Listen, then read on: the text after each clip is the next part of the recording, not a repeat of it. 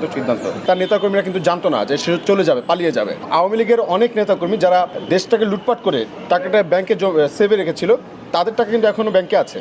তো তারা যদি কোনোভাবে এই টাকাটা ব্যাংক থেকে তুলে নিতে পারে, এই যে যারা এখন ডিজিরা আছে তাদের মাধ্যমে যদি তুলে নিতে পারে, তখন দেখা যাবে কি এখন দেশটা মোটামুটি এখন স্থিতিশীল পর্যায়ে আছে। টাকাটা নিয়ে যাওয়ার পর এটা যেরকম টাকা দিয়ে মানুষ কিনে নিবে, টাকা দিয়ে অস্ত্র কিনে নিবে, তখন আমাদের দেশের যে মানুষের জানমালের নিরাপত্তা বিঘ্নিত হবে। তো সেই জন্য আমরা মনে করছি যে এরা আমাদের জন্য একটা বড় ধরনের থ্রেট।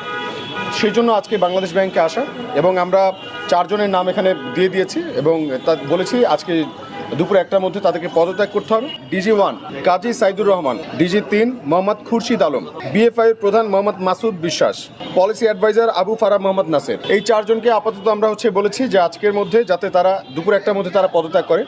আর যদি তারা দুপুর 1টার মধ্যে পদত্যাগ না করে, তাহলে আমরা সারা বাংলার ছাত্র জনতা বাংলা